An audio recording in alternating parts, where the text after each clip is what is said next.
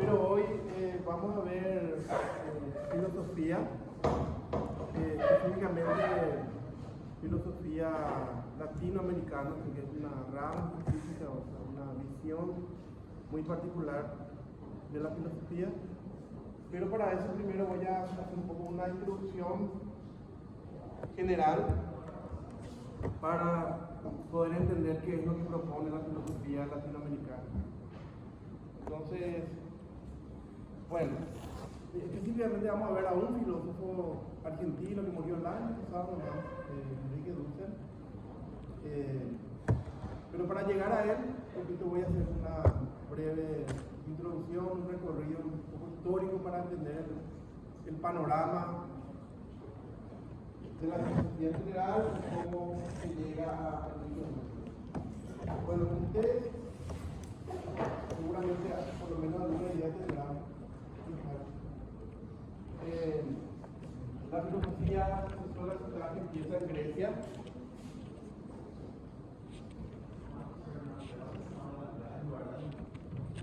Siglo VI a.C.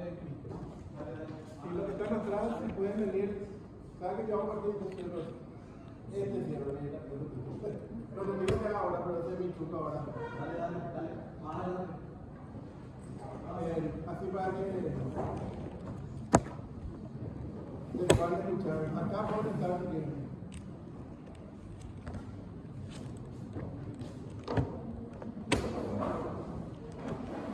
Acá hay lugar adelante.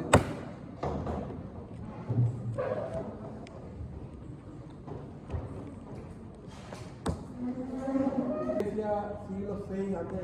suele ser lo que se consensúa como el inicio de la filosofía. O sea, es un momento en la historia en el cual los seres humanos empiezan a explicar la realidad, o sea, el mundo, pero de una manera diferente.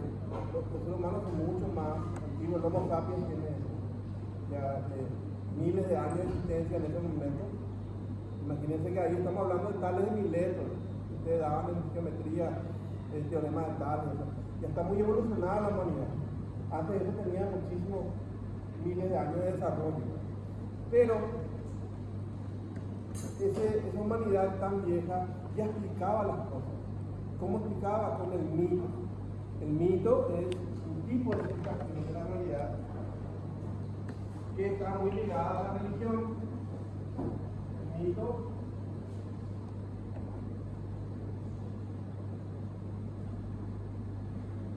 es una explicación que todos los seres humanos a lo largo de su historia siempre desarrollaron. O sea, lo que dicen los antropólogos y también los psicólogos es que nosotros necesitamos saber quiénes somos y qué hacemos acá y qué es este mundo. Y esa explicación acerca de lo que nosotros somos y qué hacemos acá, por qué estamos acá, y que este lugar donde nosotros estamos, o sea, el universo, la realidad, el cosmos, lo que ustedes quieran, la da el mito. Y eso nosotros tenemos que tener para poder sobrevivir, para poder hacer cosas. Porque la vida uno la va llevando, pero tiene que tener un centro, tiene que tener un relato, es decir, una explicación identitaria de qué somos nosotros, qué hacemos, por qué estamos acá.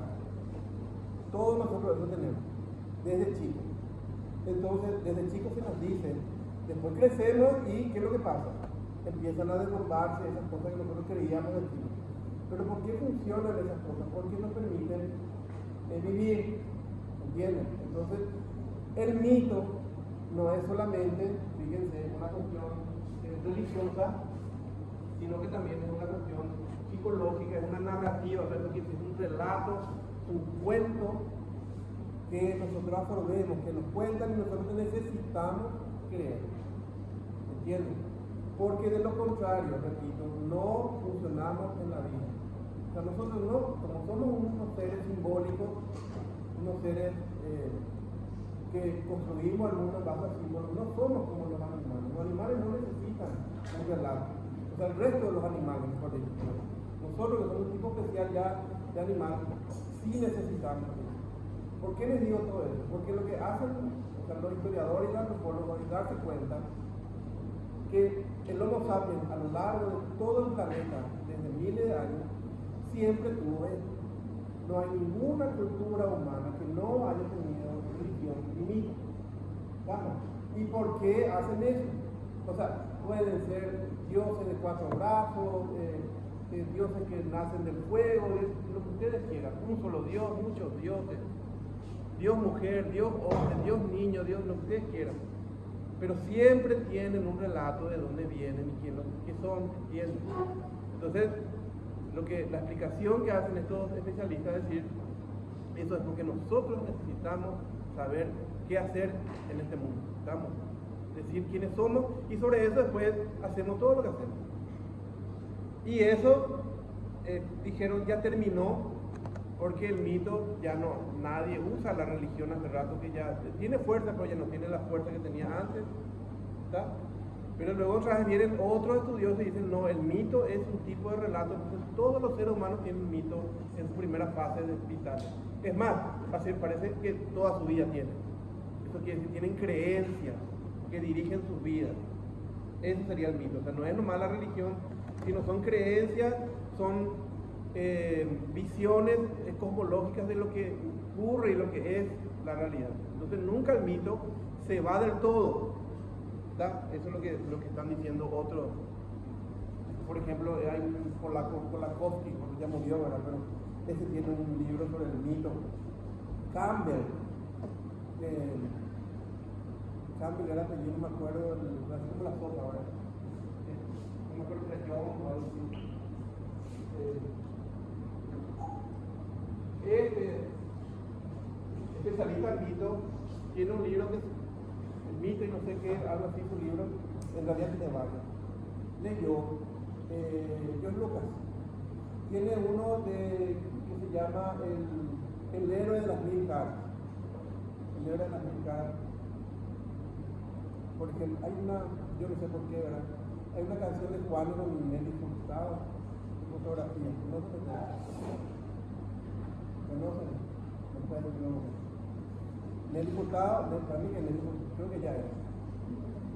Y Juan canta. Y en el video, Nelly Furtado, no sé por qué, ¿verdad? Que canta así pop y música. Yo esa canción no me conozco, ¿verdad? Pues ya no. Admito que tiene el libro de Campbell. Está cantando con Juan y en un momento está así cuando muestra ese libro. Se ve bien que es el héroe de las 1000 caras. Ese libro es de los 1000 rostros, es muy simbólico, porque es el libro que narra un tipo de mito que encuentra Campbell en muchas culturas donde se repite, que es el héroe que es rechazado en su cultura, en su comunidad, es expulsado, él se va, se autoexilia o le expulsan y después vuelve otra vez grande como un héroe. Eso Campbell dice que una estructura, ahí tienen que ver ustedes, por ejemplo, Carl Gustav Jung, un psicoanalista, discípulo de Freud, amigo de Freud, que dice que nosotros tenemos esquemas que se repiten en todos nosotros. Muchos le estudian a Jung, por ejemplo, hay arquitectos que estudian esto, ¿verdad? Bueno, y John Lucas le dice, ve esto, le llama, se entrevista con él, se hace amigo de Campbell, ¿verdad? Le lleva a su rancho. John Lucas pues tenía un rancho, bueno, que está relacionado a Star Wars, el nombre de ese rancho, y hay un libro donde ellos hablan, John Lucas y Campbell. Bueno, ¿por qué se hizo tan amigo? Porque él usó ese mito del héroe para hacer Star Wars, para hacer el tema de Skywalker, que de chico, ¿verdad?, desaparece y vuelve como un Jedi. Todo eso que él hace es utilizando historia y concepto de mito. ¿Y qué es lo que logra con eso? Un exitazo. ¿Entienden? Un éxito. ¿Por qué Star Wars funciona? ¿Por qué el Rey León funciona? ¿Por qué dice, vamos a hacer lo mismo? ¿Y qué es lo que hay que hacer? Esta fórmula de George Lucas. Si ustedes encuentran, miran, esa fórmula usan escritores, usan especialmente la gente que hace cine, la gente que hace series, porque les gusta mucho, porque impacta en el esquema mental de la gente, ¿verdad? Entonces ese tipo de mitos, ¿verdad?, son mitos que la gente necesita, con la cual explica el mundo. Bueno, todos esos ejemplos nomás les pongo para entender cómo el mito es algo que está siempre presente en nosotros, ¿verdad? Bueno, ¿qué es lo que pasa en Grecia en el siglo VI? O sea, ¿qué es lo que pasó? Que supuestamente, digo supuestamente porque muchos van a discutir si esto es no aquí.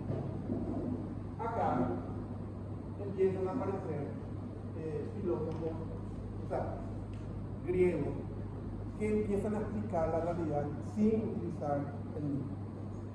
O sea, son racionales.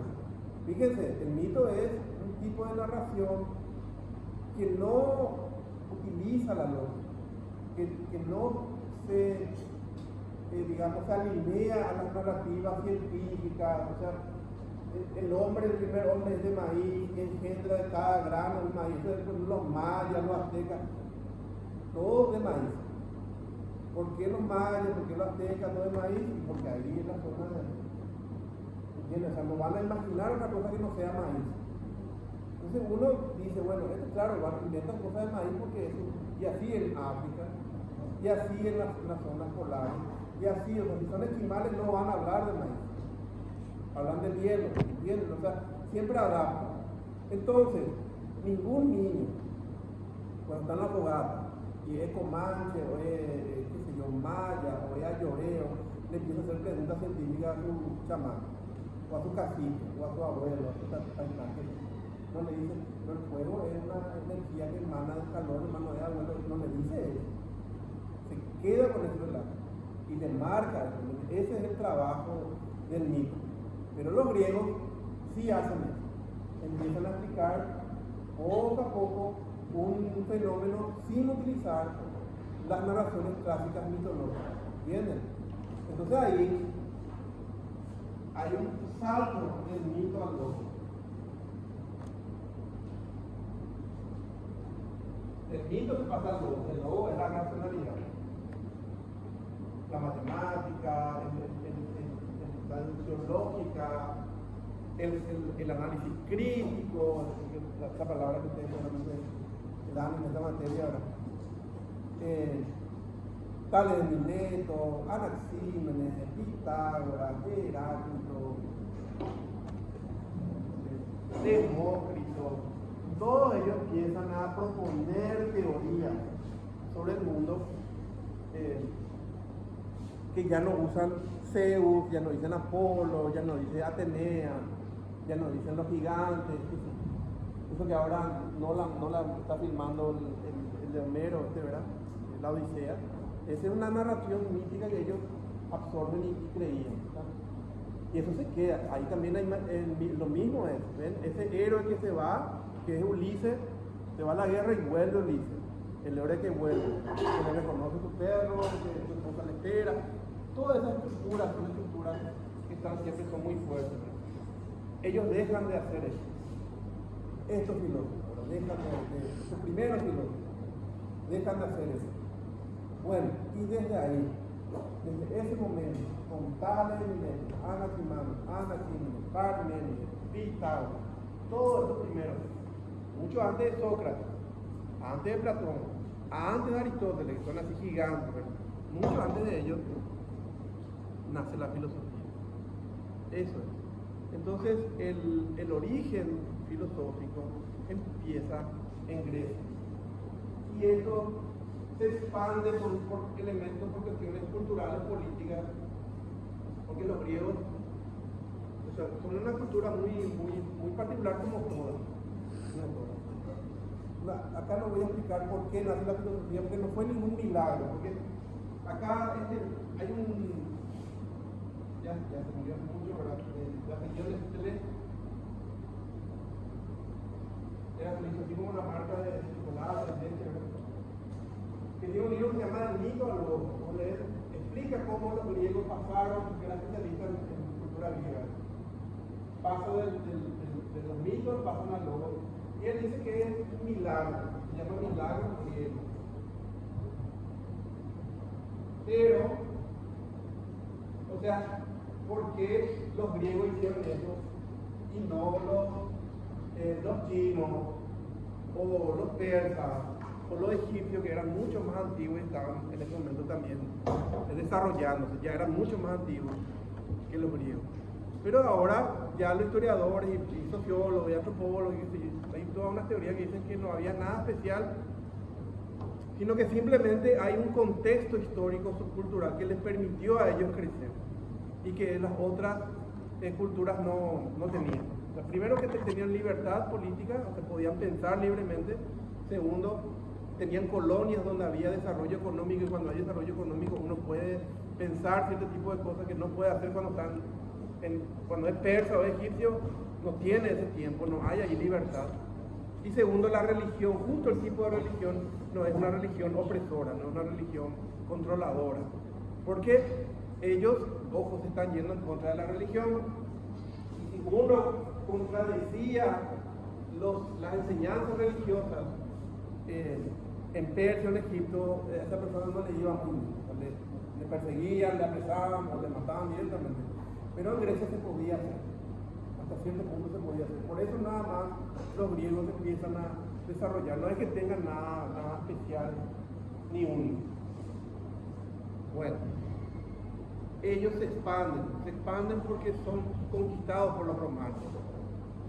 Los romanos les conquistan, primero ellos les conquistan culturalmente. Los romanos le admiraban mucho a los griegos.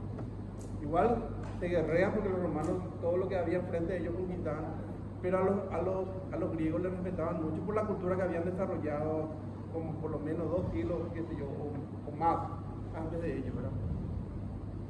Y los romanos, ustedes saben, se extienden por muchísimas partes del mundo, ¿verdad?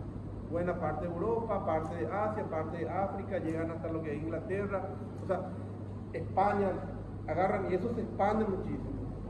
Y después los romanos, en el siglo III por ahí, después de Cristo, se convierten al cristianismo oficialmente. Era Constantino saca un edicto y dice, bueno, ahora todo el imperio deja de ser, esta religión ya no vale, ahora es esta religión. Y esa religión se expande más todavía que el cristianismo, y eso, ¿qué es lo que hace? Lleva consigo todas las ideas, o casi todas, de las que habían nacido acá. Entonces eso se va aceptando. Tiene que haber distribución. Ustedes saben, si ustedes hacen un producto y no se distribuye, nadie conoce, entonces nadie va a querer comprar, nadie va a conocer, así nomás. Entonces eso se extendió, ¿entienden? Entonces otras culturas, tienen bien porque acá está la discusión, no tuvieron esa suerte. Entonces la filosofía que va a nacer acá luego están dos gigantes, Platón y Aristóteles, se va a extender, va a llegar San Agustín, Plotino, que ya empieza el cristianismo, Tertuliano, 1000 años después, Santo Tomás, San Alberto Magno, Escoto, Ockham, ¿se acuerda? Ockham, el amigo ese es el nombre de la rosa, ¿verdad? Ahí aparece en una película, por ejemplo, Guillermo de Ockham, hace muchos pensadores. Después viene Descartes, Copérnico, Spinoza, Leibniz, va creciendo, todos europeos, alemanes, franceses, italianos, ingleses. Eso es muy importante lo que les estoy diciendo, el tema de Europa y de la nacionalidad. Kant, Hegel, Fichte, Schopenhauer, Nietzsche, Heidegger, crece, y después ya cruza hacia América. En América ya hay muchos filósofos también importantes, Dewey, qué sé yo. Mucha gente, eso va creciendo y se convierte en una disciplina que todo el mundo tiene que leer, todo el mundo tiene que saber, o por lo menos que tiene un prestigio. Con el tiempo la filosofía se convirtió de ser algo así, una especie de explicación del mundo, en una materia, en la universidad. La universidad, cuando se funda, lo primero que tiene es filosofía. Por ejemplo, en el año 1100, todas tienen disciplinas humanísticas que tienen que ver con filosofía, por ejemplo. Entonces tiene un desarrollo así masivo, global, en ciertos ámbitos, ¿verdad? Pero muy respetado. Entonces crece eso, ¿verdad? Don Carlos Antonio López, cuando el doctor Francia toma el poder, don Carlos era jovencito. Él se va nomás al interior, y ¿qué hace? Él ya era profesor cuando eso, ¿de qué? De filosofía. Se va al interior, nadie le molesta, él tampoco nos molesta, no se mete con el doctor Francia. El doctor Francia le liquida a Hierro, le liquida a Caballero, le liquida a Iturbe, le mete preso a Mola, hace todo lo que tiene que hacer, y el doctor Francia, don Carlos está calladito ahí. Cuando se muere en Otto Francia, le llaman a él, él gobierna el Paraguay, ¿verdad? ¿Y qué hace? Funda el aula de filosofía. O sea, otra vez viene ahí a enseñar filosofía. Él mismo era el profesor, todos los alumnos eran varones, en esa época todavía no había en ese tipo de educación universitaria, digamos. Quiero nomás decir, acá también, ¿ven? Él leía, él enseñaba esa materia, enseñaba lógica, enseñaba metafísica y qué sé yo. O sea, quiero nomás decirle, eso se entendió por todas partes. Pero, ahí el tema del pero, la filosofía es un producto cultural humano, es una creación de los seres humanos. Y como es una creación humana, como todas las cosas que el hombre hace, tiene también intereses, tiene también cuestiones propias de los hombres, ¿está? Entonces también tiene un sistema, esto ya le estoy diciendo yo con mis palabras, tiene un sistema también marketinero, un sistema de cómo leerse, cómo estudiarse, y se vende. Y entonces, yo por ejemplo estudié filosofía, y me dicen, la madre de toda la ciencia, el amor a la verdad, sí, el amor a la verdad. Quedó con eso, entonces la filosofía, el amor busca la verdad, ¿verdad? Sí, busco la verdad.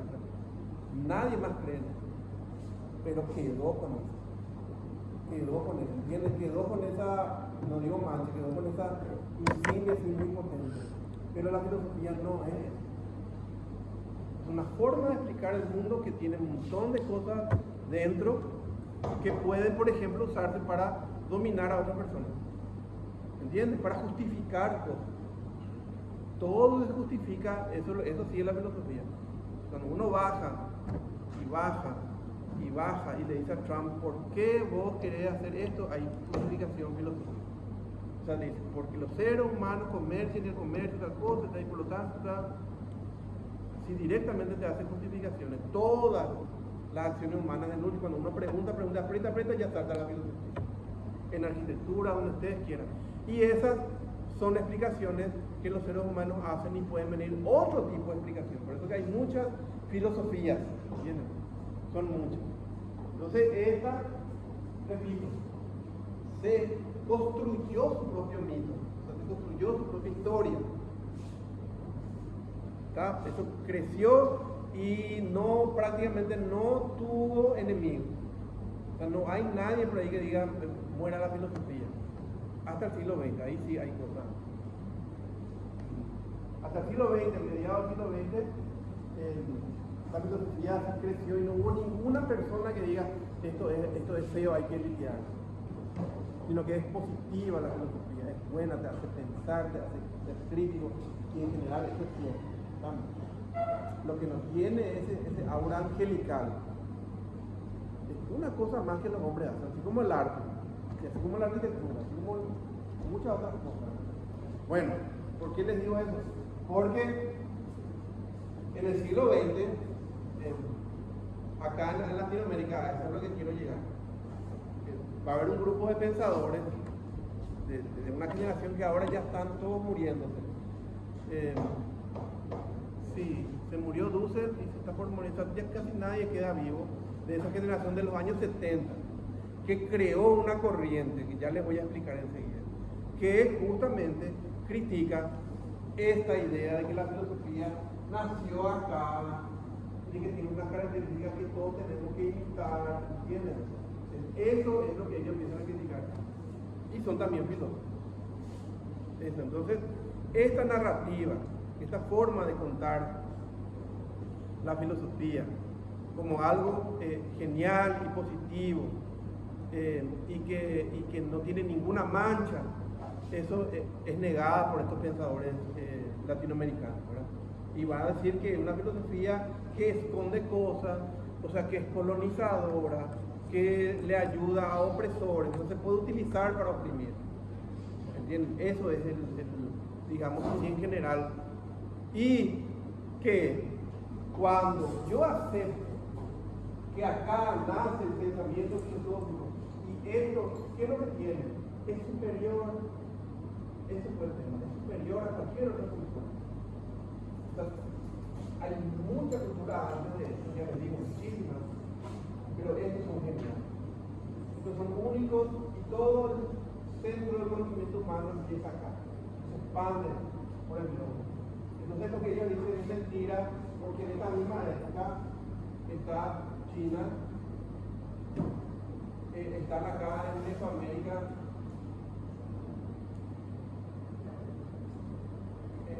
otras culturas están ahí, también desarrollando, que hay una más por ahí que se me olvida. Esto ya es un esquema de historiadores y también de un filósofo alemán llamado Karl Jaspers,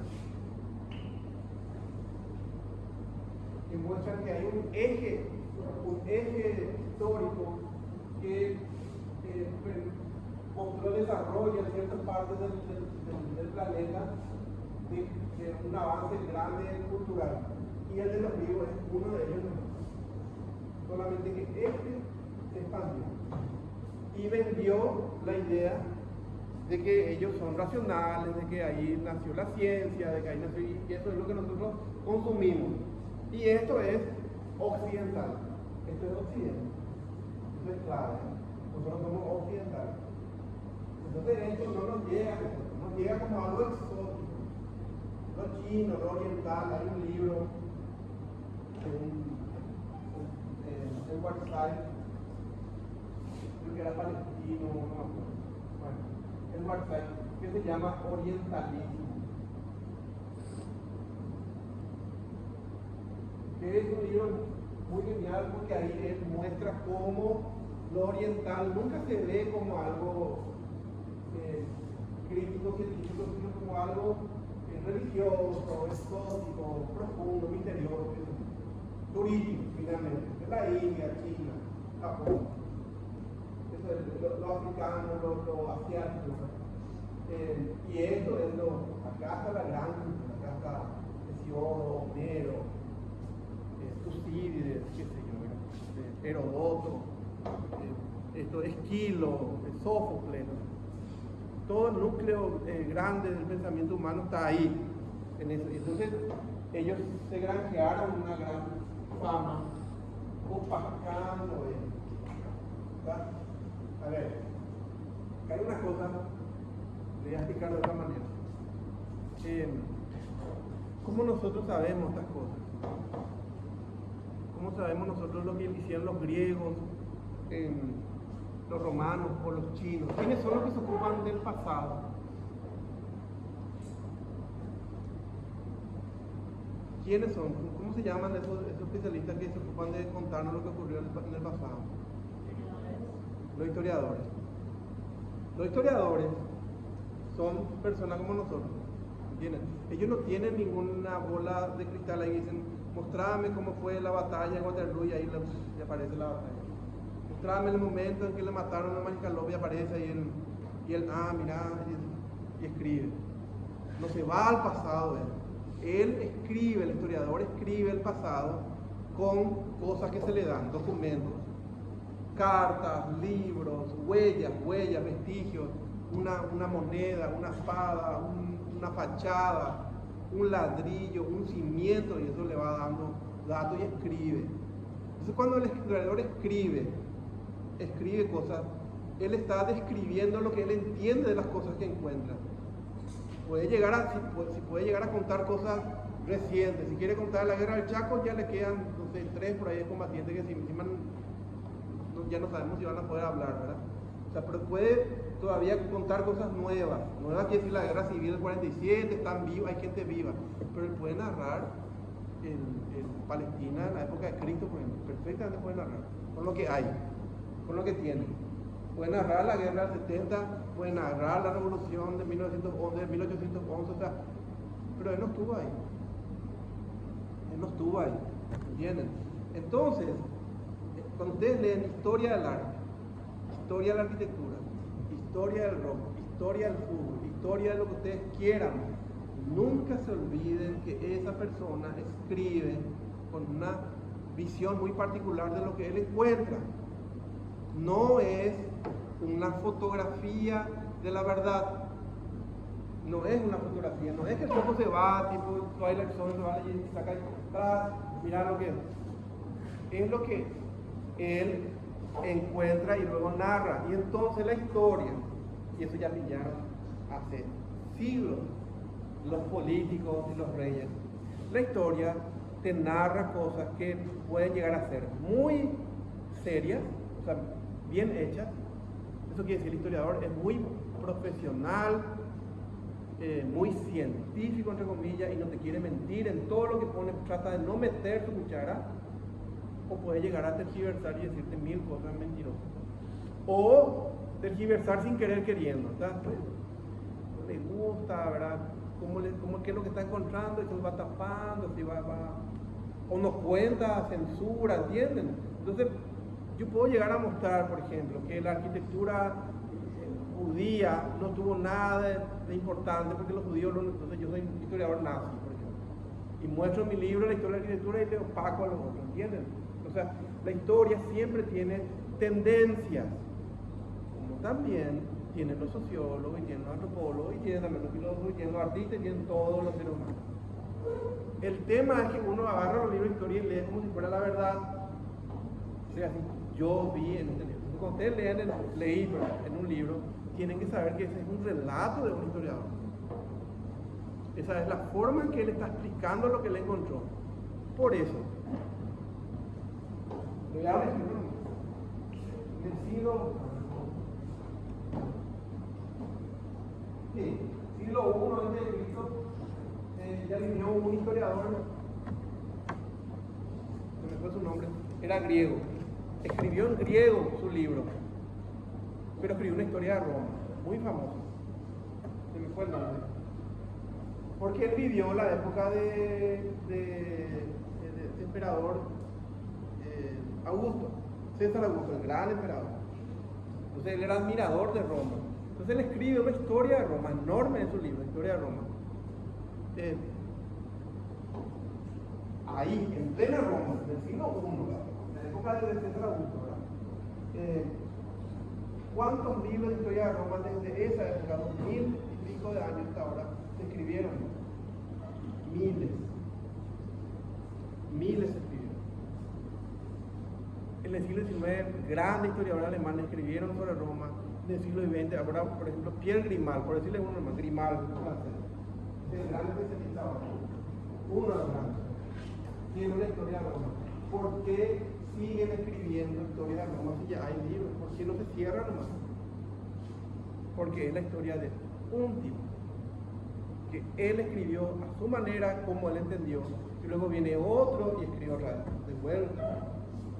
Libros de la guerra al 70, ustedes lo saben, cientos, porque no hay uno nomás, porque uno nomás no hace y ya está, porque son visiones humanas, ¿entienden? Entonces, ahora, dicho esto, lo que quiero darle a entender es que las historias se pueden escribir de muchas maneras y que la filosofía sea esto que dicen los griegos, es una forma de los historiadores, como ellos narran, y eso se impacta, eso se queda. Por eso les digo que los reyes, los políticos, siempre tenían historiadores con ellos. Entonces el historiador le narraba, le hacía la historia de Inglaterra, de Francia, de España, del castillo de tal cosa, de los Hanover, y por supuesto demostraban al príncipe, se miraba acá Turquía, que era mi Europa, no digas no. Si no más que ella vivió ahí, yo te voy a mostrar, pero eso no. Y este que le asesinó por la espalda, no, decir que él primero jugó y después se mintió en el caso. Se puede hacer muchas cosas con la historia, y eso queda. Entonces Juana de Arco, qué sé yo, el caballero de la mesa, Arturo y compañía, son todas narraciones semi-históricas que permiten que se quede eso en nuestra cabeza. ¿Estamos? O sea, y que nosotros le queramos a Inglaterra, o le amemos a Francia, le amemos a sus héroes, le amemos a España, ¿entienden? Esto hace la historia. Entonces nosotros acá impresionamos con los griegos. Pero son narraciones históricas. Eso también tiene que tener en cuenta. Son críticas hechas a las formas de narrar la historia. Siempre eso hay que cuidar. Cómo se narra la guerra del Chaco, cómo se narra la guerra del 70. Bueno, y estos critican estos filósofos. Entonces, antes de los 70, ahí por los 60 por ahí, aparece un peruano, Augusto Salazar Bondi. acá lo tengo. Salazar Borni.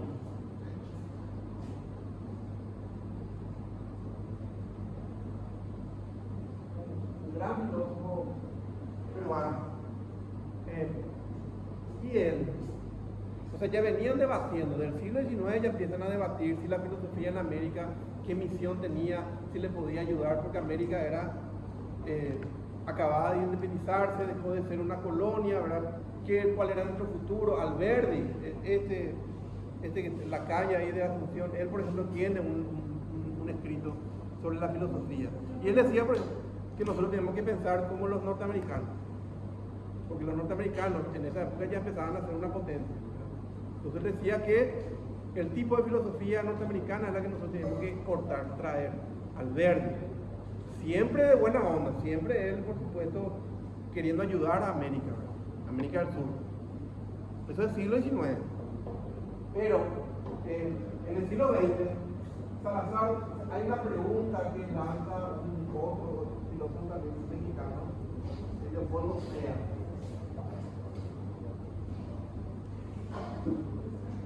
Se puede filosofar en Latinoamérica, ese es el tema. O sea, todo esto pues muestra que acá en Europa, desde Grecia, viniendo hacia Occidente, aparecen grandes pensadores. Kant, Hegel, Heidegger, Schopenhauer, Nietzsche, Descartes, Leibniz, Spinoza, Pascal, Locke, Hume, Berkeley, Hobbes, Bacon, muchísimos. Ninguno es latinoamericano, ninguno es paraguayo, ninguno es argentino. ¿Por qué no creen? ¿Qué es lo que hace que la filosofía no prenda como prendió? Esa es la pregunta. Y si prende, si no prende, ¿qué es lo que pasa? Entonces, esto se hace esa pregunta y este dice que no se puede hacer filosofía auténtica en América mientras nosotros seamos una colonia dependiente. Nosotros ya éramos independientes hace rato, ¿verdad? Pero éramos independientes políticamente.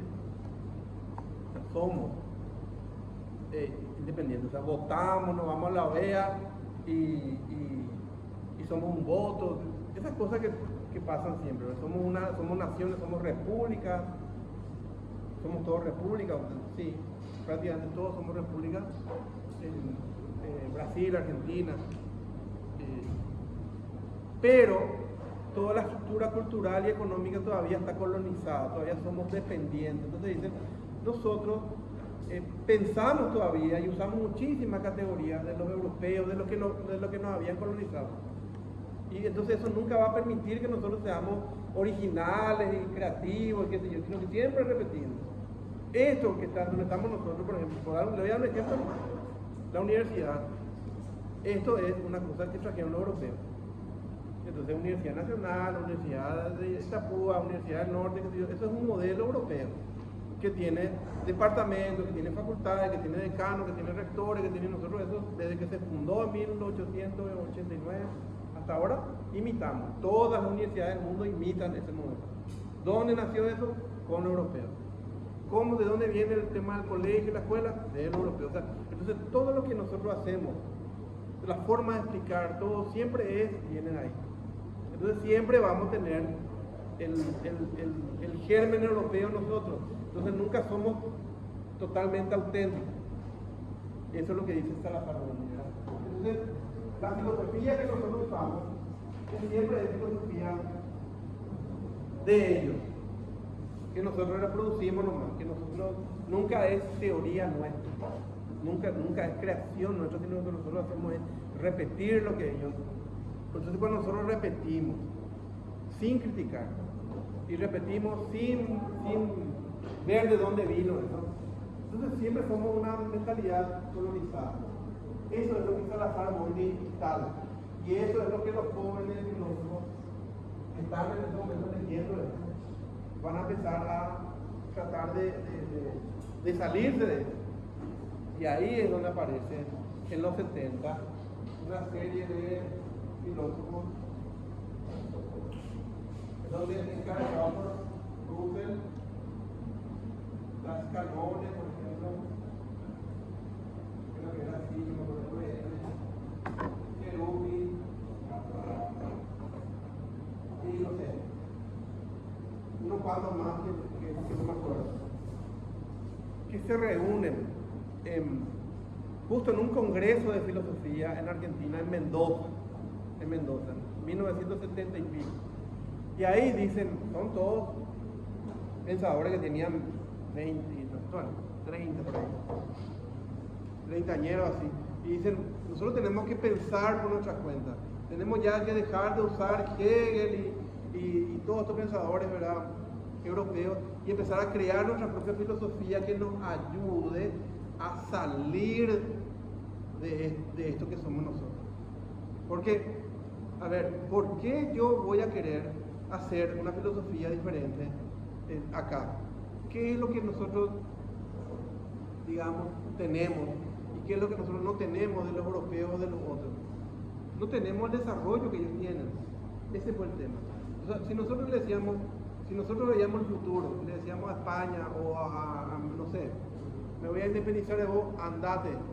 Pero si yo sabía que iba a ser un continente ultra pobre, posiblemente iba a pensar mejor. Iba a ver, ¿sabes qué? Lo que viene después es la pobreza y la miseria. O sea, estábamos los miserables y continuamos peor todavía, ¿verdad? ¿De qué sirvió? Ese fue el tema. O sea, si nosotros somos norteamericanos y le decimos a los ingleses, váyanse de acá, porque vamos a ser una nación enorme, y crecen y se convierten en una potencia, que es lo que los franceses después se van y ven, che, los norteamericanos son gigantes. Es lo que hace Tocqueville, un francés que se va y estudia todo lo, escribe un libro que se llama La democracia en América, que es post-revolución francesa, ¿verdad? Y le estudia a los norteamericanos qué es lo que tenían ellos de muy particular. ¿Por qué los norteamericanos se convierten en una potencia mundial, económica, en todo sentido? Y desde México para abajo somos así. Pobre lo que tenemos. Nos da gusto por acá. Desde la tanda, nos da gusto. Entonces, lo que ellos dicen es porque nosotros estamos colonizados. Eso es lo que dice Salazar Gondi, y ellos también aceptan eso. Entonces, para poder crecer, para poder realmente crecer, vos tenés que independizarte acá, no con cuestiones. Claro, luego vas a hacer cosas, pero cuando vos te liberes acá, en tus conceptos, en tus ideas.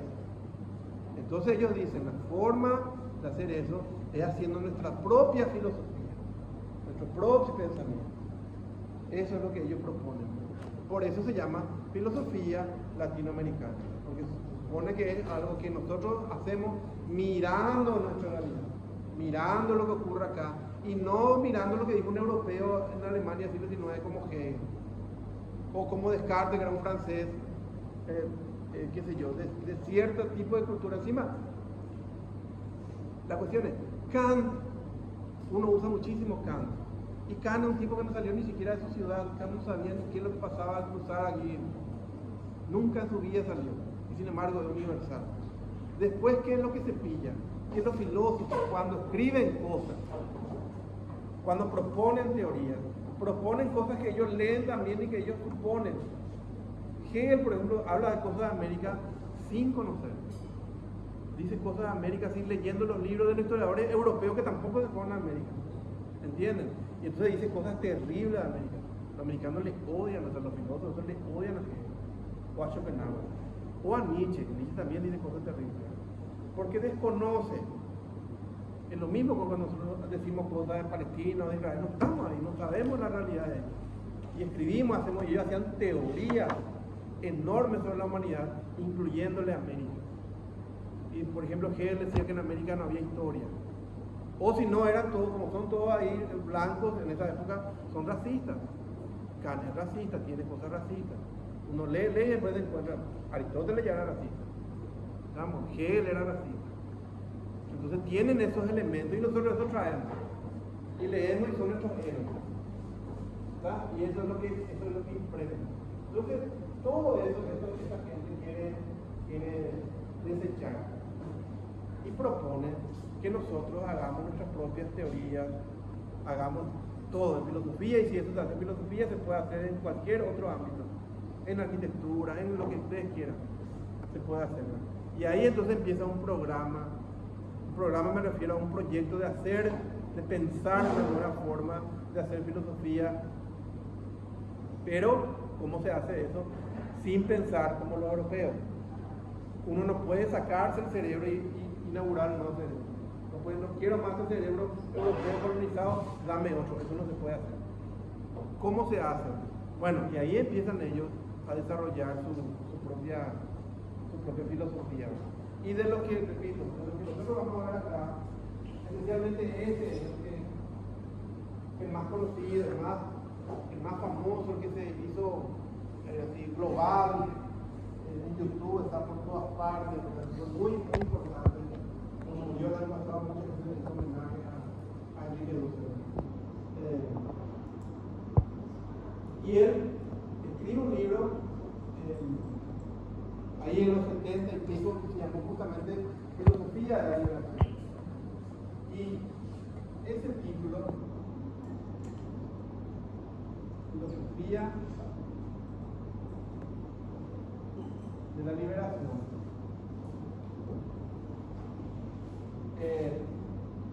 tiene que ver con todo un movimiento. O sea, los filósofos, no tienen que ustedes creer que los filósofos están en la punta del conocimiento, están ahí en la frontera, y ellos nomás lo que pueden pensar.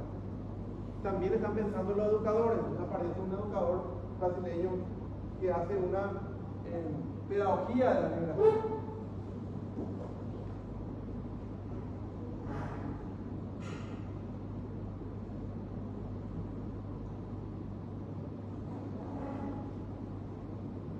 Que es Paulo Freire, que fue justamente se cumplieron 100 años desde el año pasado. Paulo Freire. En esa misma época, también a la par de todo esto, existe la teología de la liberación.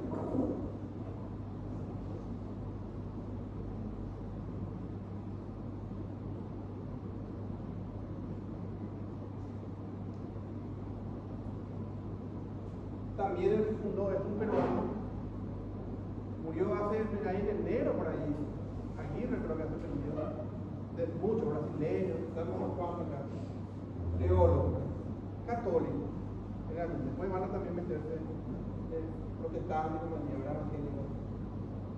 ¿Qué es lo que tiene en común todo eso? Esta palabra, liberación, liberación, liberación. Para eso otra vez hay que pensar, hay que entender, conocer por lo menos una, que es la teoría de la dependencia.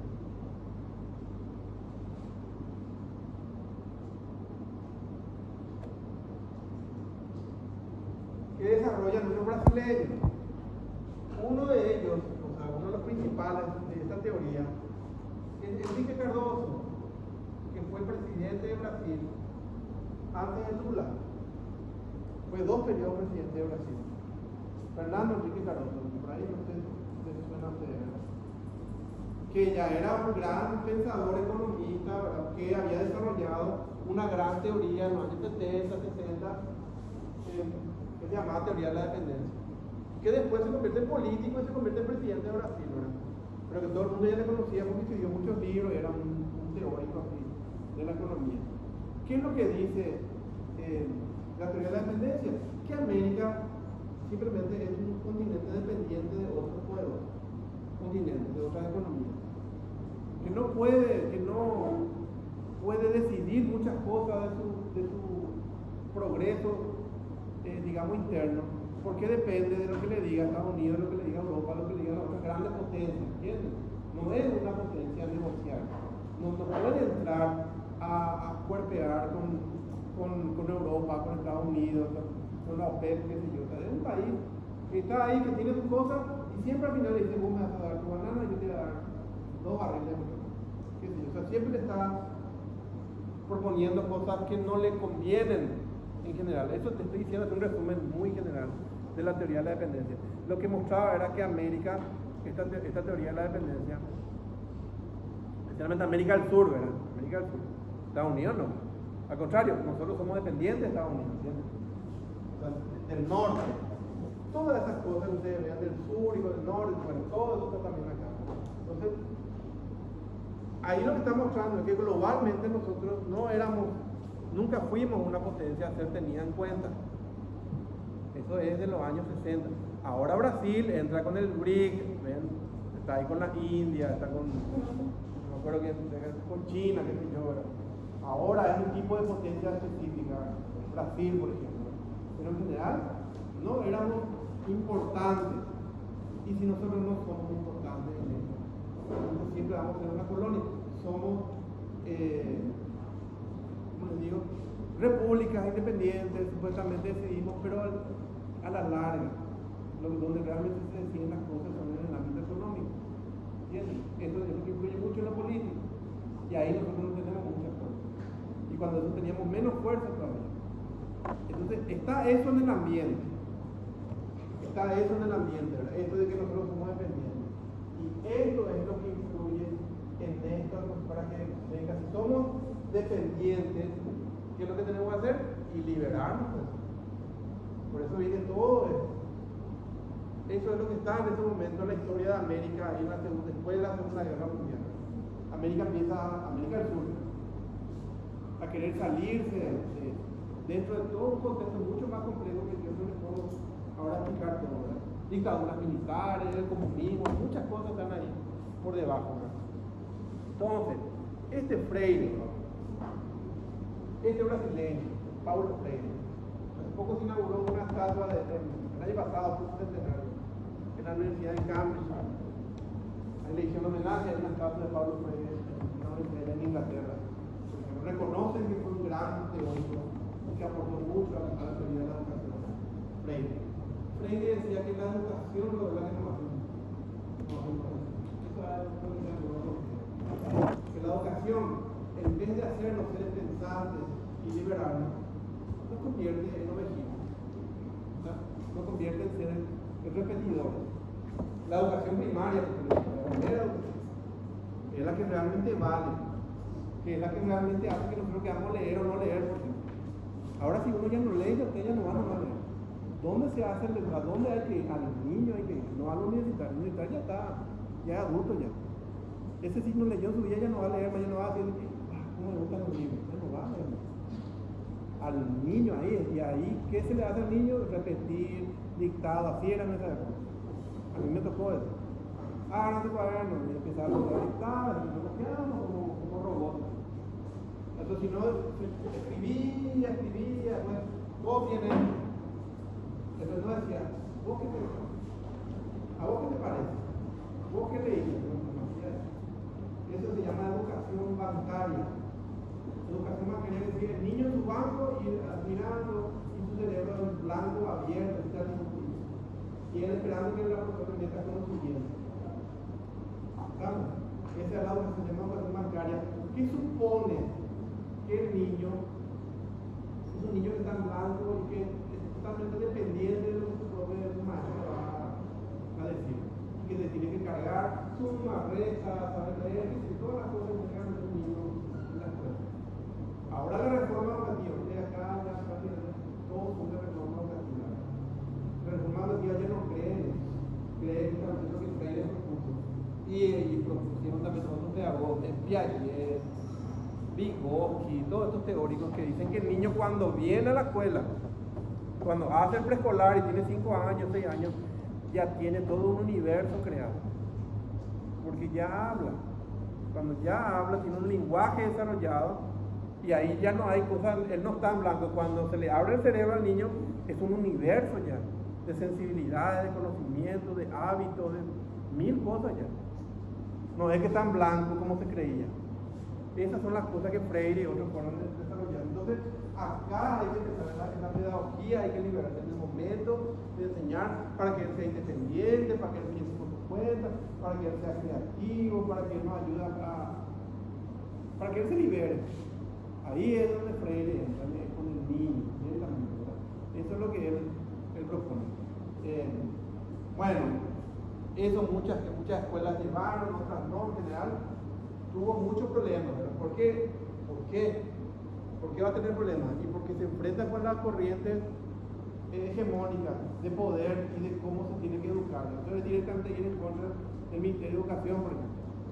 y del gobierno directamente que te dice qué es lo que vos tenés que hacer con los niños. Entonces, esa fue una corriente que fue así subterránea, que muchos decían que era genial, pero en general, la gran mayoría de las escuelas de Sudamérica no le hizo caso. Eso se está recién aplicando ahora, Freddy es un campo. En otra época era un campo para algunos poquitos nomás, ¿verdad? Que le leí. Bueno, pero el tema es, había una corriente interesante de cómo liberarnos desde el punto de vista educativo, ¿no? Eso es lo que...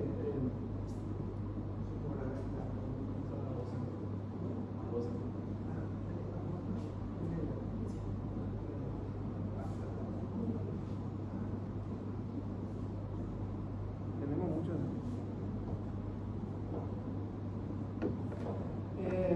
bueno,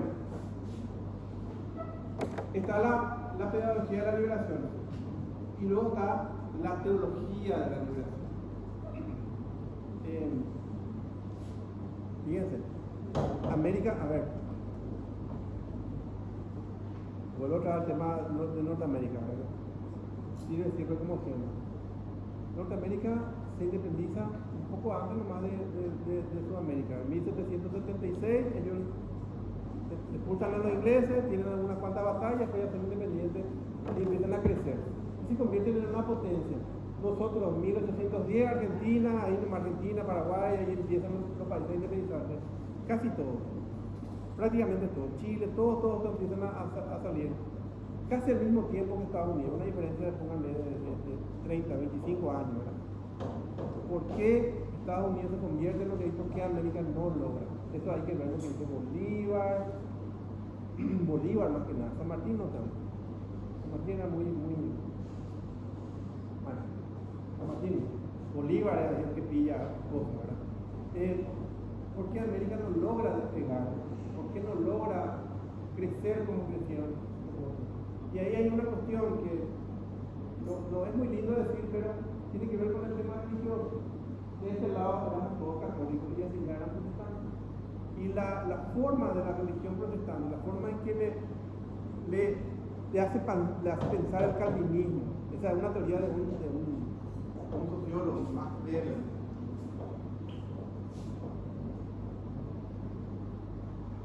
Tiene un libro, la lógica del capitalismo, y no sé qué. O sea, el tema de salvarse por las obras y por lo tanto trabajar para el Señor y trabajar, esa cuestión moral que la religión es muy fuerte en todo, ¿verdad?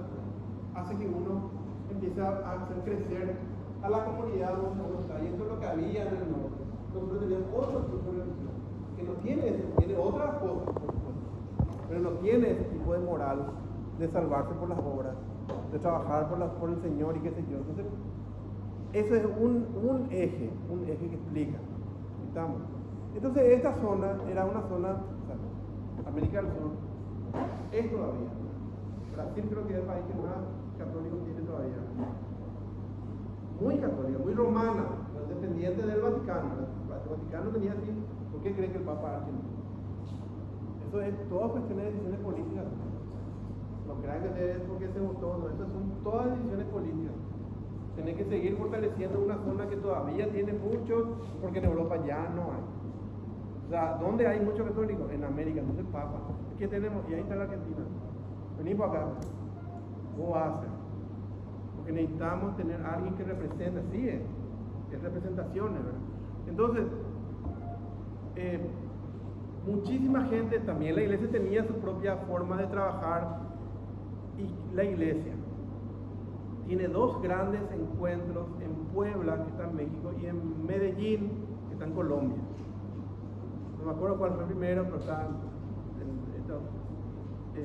tiene su nombre, que hace esos encuentros de obispos y compañeros, grandes representantes de la iglesia. Ellos lanzan un comunicado, porque analizan lo que pasa en América del Sur, en Puebla y en Medellín. Y ahí surge la cuestión de que está otra vez América llena de pobres. Entonces, ¿qué es lo que somos todos acá en nuestro país? Somos todos obispos, de República Dominicana, de Haití, de Colombia, de Paraguay, de Argentina, de Uruguay, de todo. ¿Qué es lo que nos preocupa? Que está lleno de cosas. No podemos trabajar, todo el rato trabajamos y no logramos. ¿Qué es lo que hay que hacer? Los políticos son corruptos, tal cosa. Entonces, ellos deciden evangelizar preferentemente al pobre, trabajar por el pobre. Eso se llama opción preferencial por el pobre. Entonces, opción preferencial.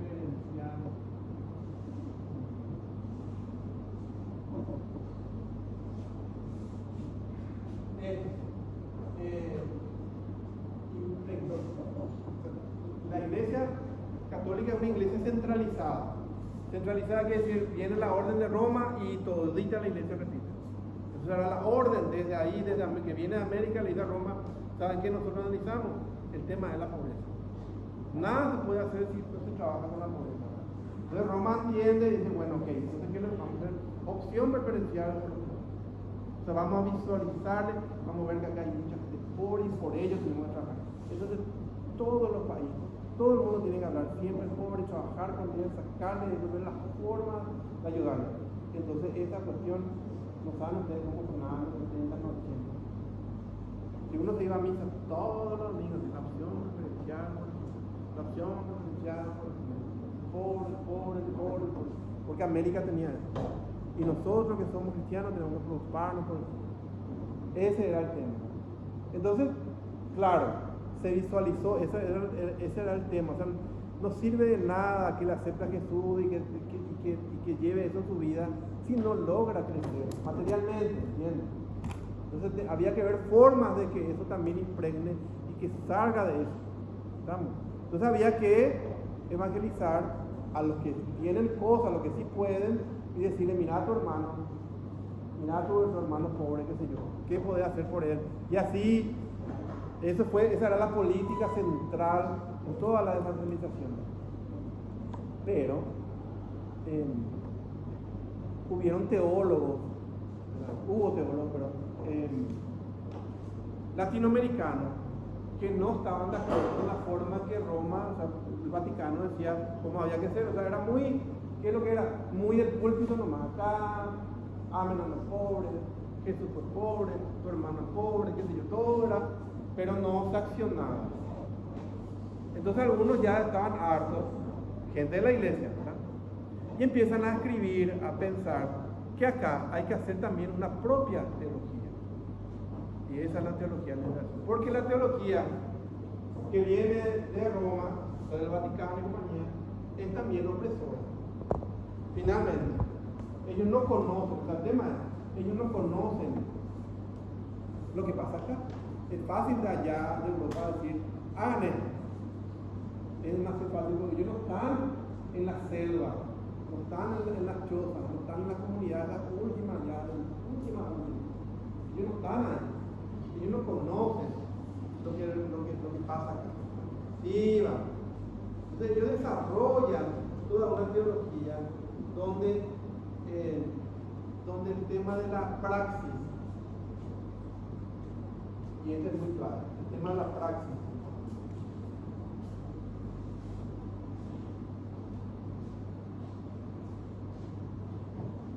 es fundamental. O sea, el hacer, la acción y la palabra praxis es así de terror para los que conocen. La palabra praxis viene del marxismo, ¿está?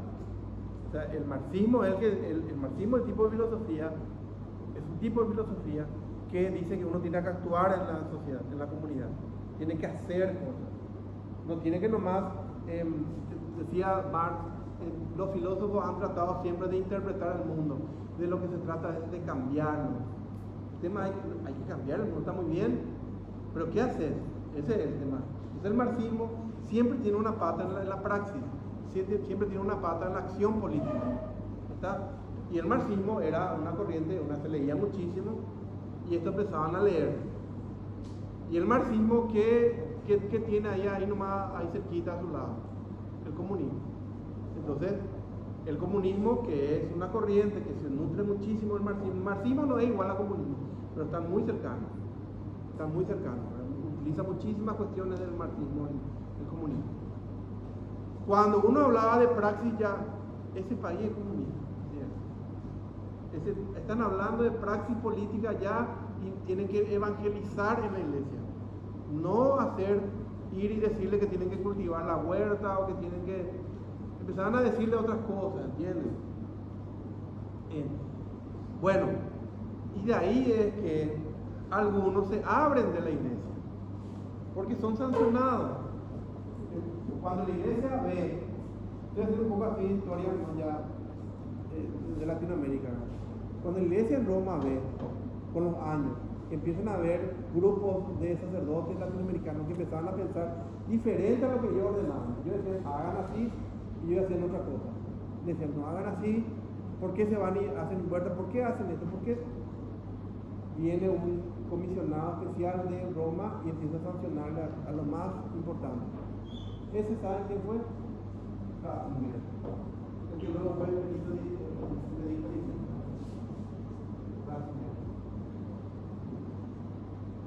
O sea, viene y le dice, tranquilícense, vos volá, a todos le hacen tranquila. Le saca, ¿verdad?, de la orden para aplacar eso. Pero en ese momento ya habían, siempre hay extremos de estos teólogos de la liberación, que todas las cosas ahí fanáticos extremistas se volvían guerrilleros. Ese es el Jeremy, por ejemplo, que el EPP, que parece que son 5 gatos locos, no sabemos. Nunca se les vio, ¿verdad? Se llama ejército, pero parece que son así unos cuantos. Pero tienen unos cuantos de los líderes, eran de la iglesia y tenían esta lectura de ayudarle al pobre, pero directamente combatiendo. Ya no había forma de hacerlo con la palabra. ¿Por qué? O sea, a ver, ¿qué es lo que le decían? ¿Saben? Jesús también era revolucionario y él también accionó. O sea, la forma de contar donde Barrabás, hay una forma de contar el contexto de Jesús en forma política, totalmente. Ustedes pueden leer eso. Entonces, él era un revolucionario, Barrabás era de otra corriente, él también era, en realidad era un líder político. Eso es lo que hay que hacer. Si es Jesús buenito y da la otra mejilla, siempre van a ser pobres, siempre van a ser sumisos, siempre el terrateniente le va a dominar, siempre el de la ciudad le va a dominar, siempre el otro le va a sacar cosas, pero nunca van a levantar su cabeza. Y Jesús enseñaba a levantar la cabeza. ¿Entiendes? Entonces era otra forma de mostrar a Jesús. El Jesús de carne y hueso, de carne y hueso, ese que así. Entonces eso no le gustaba a los vaticanos. Entonces, repito, ese también estaba en el momento. Estaba ahí en el ambiente esta cuestión de los teólogos, de una iglesia que era muy hegemónica, que era muy importante. Fíjense ustedes, ¿cómo se combate eso, por ejemplo? ¿Cómo se puede combatir? ¿A quién no le va a gustar que Latinoamérica se convierta en un germen de guerrillas de izquierda comunista? Al norte. ¿Cómo se hace para combatir eso? Se envía mormones. Empiezan a enviar mormones. Entonces el mormón venía a hablar también de Jesús, pero nunca te decía que era revolucionario. Así directamente se trabaja, ¿verdad? O sea, fíjense cómo nomás se puede llegar a utilizar de ambos bandos. Se utiliza la religión para ese tipo de cosas. Entonces algunos se fueron de madre, se volvieron guerrilleros y ahí ya no era más lo que ellos querían hacer, ¿verdad? Pero siempre en el caso del cultivo, digo nomás, de que nosotros somos dependientes, de que tenemos que liberarnos y de que también acá hay que hacer cosas. Si yo elijo el camino de la evangelización, yo les tengo que evangelizar con ejemplo, con acción y qué sé yo. Bueno, y ahí discutían. Y algunos ya se escondían en la selva ya. Entonces ustedes ven muchas guerrillas o acciones guerrilleras, sin falta hay algunos que fue país, que fue país, ¿verdad?